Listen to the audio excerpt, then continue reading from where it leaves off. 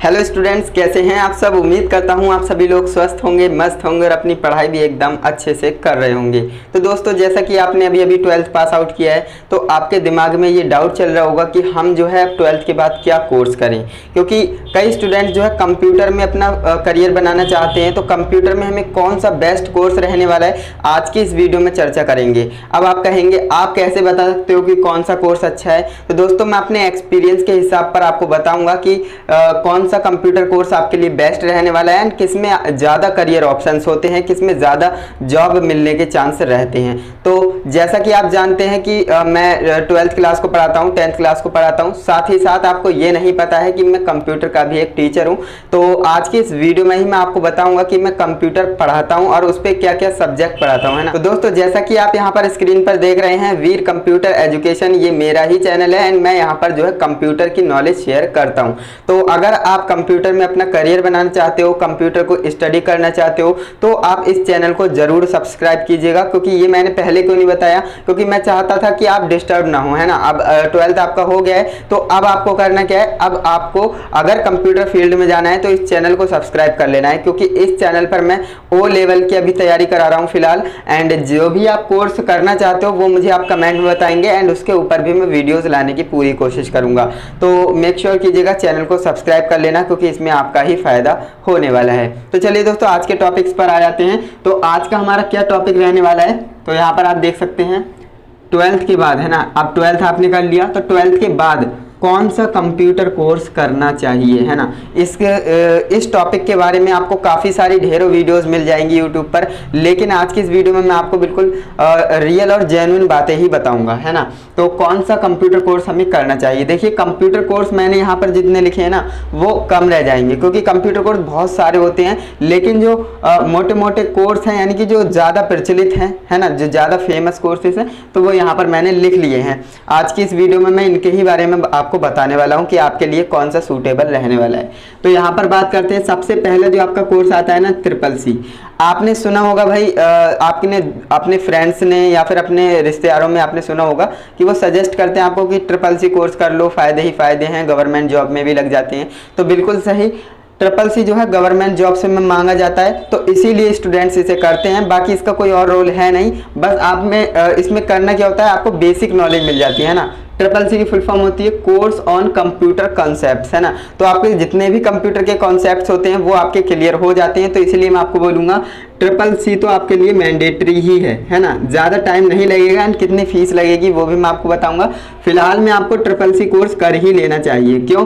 क्योंकि देखिए, इसके जो है आपको एक दिन में ही एक एग्जाम देना है, 100 MCQs आते हैं एंड MCQs बेस्ड आपका जो है पेपर रहता है, आपको MCQs को लगा देना है। नेगेटिव मार्किंग नहीं है, सबसे बढ़िया बात तो ये है। तो आप इसमें A grade, B grade, C grade, D grade, कोई भी ग्रेड लिया है ना, तो भी इसमें ग्रेड मैटर नहीं करती है ना। तो इसीलिए मैं आपको बोल रहा हूँ, आपको जो है CCC कोर्स कर ही लेना चाहिए, क्योंकि आगे पता नहीं कहाँ पर इसकी ज़रूरत पड़ जाए, है ना। तो इस कोर्स को तो आप कर ही लेना। कैसे करना है मैं आपको बता देता हूँ। इसकी देखिए, फीस की बात करते हैं तो ये जब आप इंस्टीट्यूट में जाएंगे ना, तो वहाँ पर आपसे चार्ज किए जाएंगे रुपये कम से कम 10,000 से, है ना। 5 या 10,000 रुपये यहाँ पर आपसे चार्ज किए जाएंगे इंस्टीट्यूट में। लेकिन ऐसा आपको बिल्कुल भी नहीं करना है। आपका जो फॉर्म है ना, ऑनलाइन आपका फॉर्म 790 या फिर 1,000 रुपये तक का मैं मान लेता हूँ, 1,000 रुपये का आपका ऑनलाइन फॉर्म भरा जाएगा।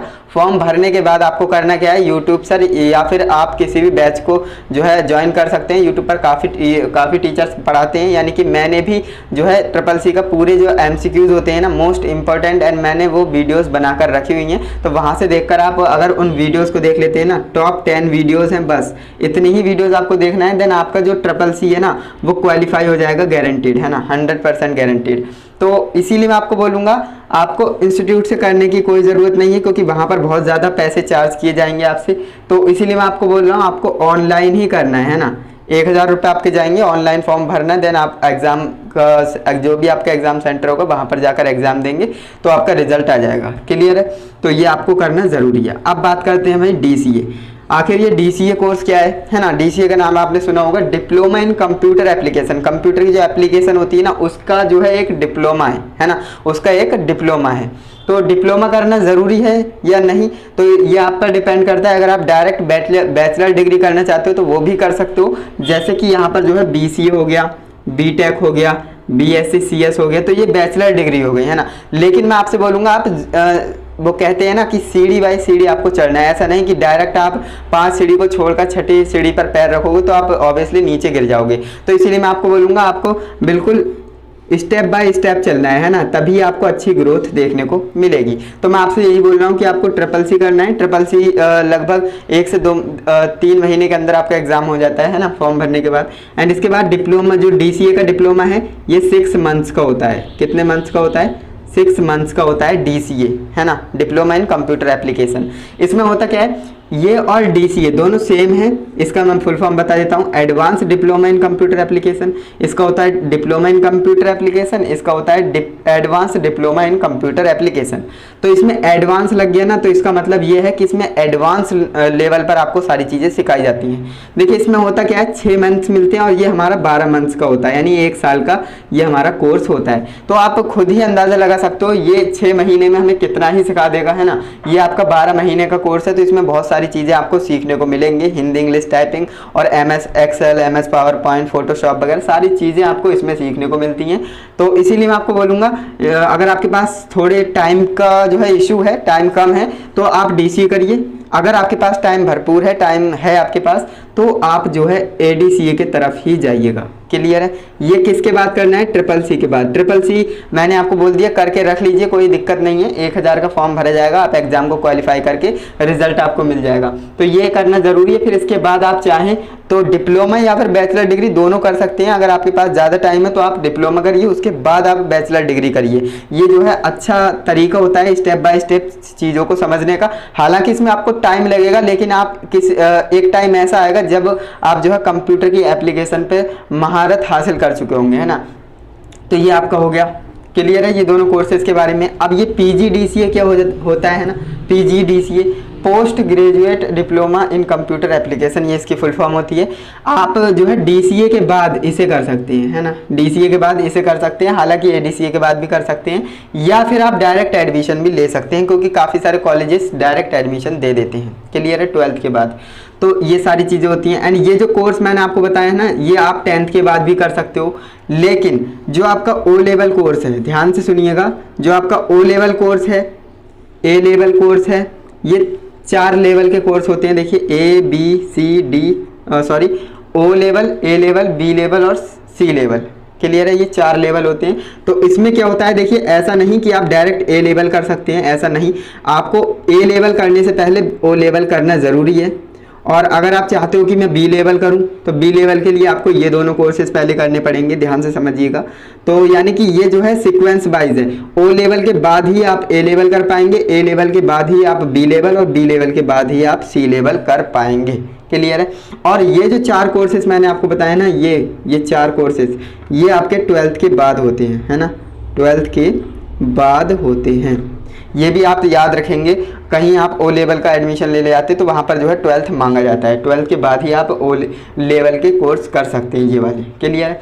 एंड जो आपका ट्रिपल-सी, DCA, ADCA जो हो गया ना, और तो यहाँ पर है नहीं। तो ये जो 3 कोर्सेज मैंने आपको बताए हैं, ये आप 10th के बाद कर सकते हो। क्लियर है? ये आप 10th के बाद कर सकते हो। एंड ये आप जो है 12th के बाद कर सकते हो, है ना, 12th के बाद कर सकते हो। Post graduate in diploma in computer application, ये आप कर सकते हो। एंड इसके बाद जो आपका BCA, BTech, CSC, इसकी फुल फॉर्म बता देते हैं। BCA की होती है बैचलर इन कंप्यूटर एप्लीकेशन। देखिए इसीलिए मैंने आपको बोला था स्टेप बाय स्टेप जाएंगे तो आप बहुत अच्छा जो है नॉलेज ले पाएंगे कंप्यूटर में, है ना।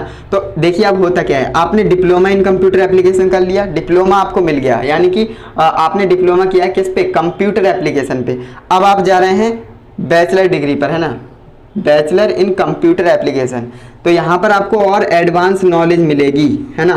तो अगर आप चाहें DCA या ADCA के बाद आप BCA करिएगा तो ज़्यादा बेटर है। एंड ये जो आप BTech कोर्स देख रहे हो ना, BTech CSC, bachelor of technology computer science and engineering, है ना। तो ये जो आप देख रहे हो ना, ये काफ़ी ज़्यादा पॉपुलर कोर्स है। एंड ये जो है बहुत ज़्यादा प्रोफेशनल कोर्स हो जाता है। इसकी फ़ीस बहुत ज़्यादा होती है, 5 से 6 लाख की आपकी फ़ीस इसकी होती है BTech CSC की, है ना। तो काफ़ी स्टूडेंट जो है नहीं कर पाते इसे अफोर्ड्स, है ना। तो इसीलिए मैं आपको बोल रहा हूँ, अगर आप BTech नहीं कर सकते, है ना, अगर आपके पास जो है इतने आप इसे मैनेज कर सकते हो, है ना, इतना अफोर्ड आप कर सकते हो तो आप बीटेक को ही करिएगा, है ना। बीटेक करेंगे ना तो आपको ये भी करने की ज़रूरत नहीं, ये भी और ये भी और ये भी, यानी कि आप सिर्फ बीटेक कर लेंगे ना तो भी आपका काम चल जाएगा, क्योंकि ये 4 साल का कोर्स होता है।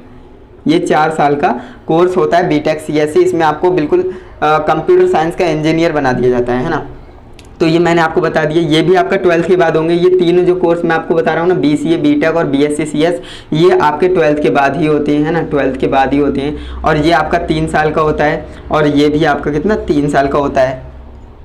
1 साल में 2 सेमेस्टर होते हैं। तो ये मैंने आपको बता दिया। अगर आप बीटेक को अफोर्ड नहीं कर सकते तो बीटेक को छोड़ दीजिए, आप बैचलर डिग्री इसमें भी कर सकते हो, है ना। तो ऐसा ज़रूरी नहीं कि हम बीटेक ही करेंगे।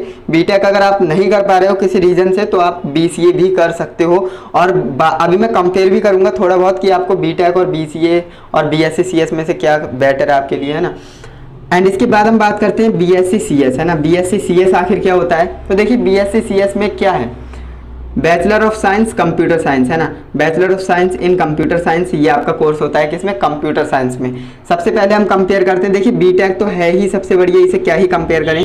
मैं बीएससी सीएस और बीसीए इन दोनों को कंपेयर करके बताता हूँ। देखिए बीसीए जो है बैचलर इन कंप्यूटर एप्लीकेशन है, और ये जो हमारा कंप्यूटर साइंस है। तो इसमें जो है वही स्टूडेंट्स जिन्हें देखिए एल्गोरिथम पढ़ना है, यानी कि डीप नॉलेज चाहिए कंप्यूटर में, बिल्कुल डीप नॉलेज चाहिए, थ्योरेटिकल चाहिए, प्रैक्टिकल नहीं चाहिए, तो वो बीएससी सीएस की तरफ जाएंगे। अगर कोई स्टूडेंट्स ऐसा है जिसे जो है प्रैक्टिकल नॉलेज ज़्यादा अच्छी लगती है as compare to theoretical knowledge, तो वो जो है बीसीए कोर्स करेंगे, क्योंकि इसमें जो है प्रैक्टिकल नॉलेज ज़्यादा होती है, थ्योरी बहुत कम होती है, क्योंकि इसमें डीप नहीं होता है, ऊपर ऊपर से सारी चीज़ें पढ़ा दी जाती हैं। ये जो है जो आप जॉब करेंगे ना उसके पॉइंट ऑफ व्यू से सारी चीज़ें बताई जाती हैं, है ना।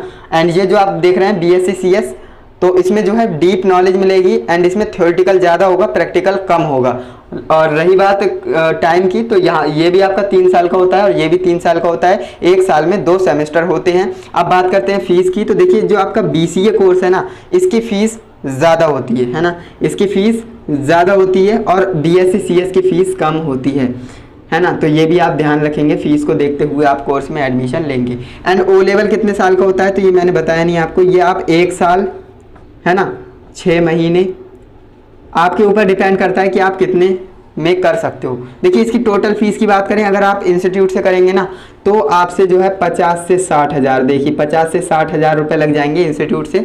लेकिन अगर आप इसे खुद से करते हो ना, डायरेक्ट कैंडिडेट जिसे कहते हैं, डायरेक्ट यानी फॉर्म भर के खुद एग्जाम की तैयारी करके खुद एग्जाम दे देने, तो इसे जो है कितनी फीस लगेगी? मात्र 5 हज़ार। तो आप देख सकते हैं भैया फीस में कितना ज़्यादा डिफरेंट होता है, क्योंकि आजकल देखिए यूट्यूब है, पूरी भरमार है, नॉलेज की पूरा भंडारा है इसमें। अगर आप पढ़ने वाले हो ना तो यूट्यूब से ही सारी चीज़ें क्रैक कर सकते हो। बट आज के स्टूडेंट्स क्या करते हैं, इंस्टाग्राम पर रील्स देखते रहेंगे, यानी टाइम वेस्ट करते रहेंगे। मैं आपसे बोलूँगा ऐसा बिल्कुल भी ना करें, क्योंकि आप देख सकते हैं भाई कितनी ज़्यादा लूट मार चल रही है आजकल। इंस्टीट्यूट में जाएंगे ना तो 50 से 60 हज़ार रुपये चार्ज किए जाएंगे, किसके? ओ लेवल, ए लेवल, बी लेवल, सी लेवल, है ना। तो अगर आप खुद से करेंगे तो मात्र 5 हज़ार में हो रहा है। देखिए कितना आसान है। कैसे करते हैं ओ लेवल, मैंने अपने चैनल पर बता रखा है, वीर कंप्यूटर एजुकेशन। तो उस चैनल को आप ज़रूर सब्सक्राइब कीजिएगा, वहाँ पर मैं इस कोर्सेज़ की वीडियोस लेकर के आ रहा हूँ लगातार, है ना। इसकी फुल फॉर्म की बात करें तो ये मैंने जो है ओ लेवल के कोर्स में बता रखी है। तो वीडियो बहुत ज़्यादा बड़ी हो गई होगी मुझे ऐसा लगता है।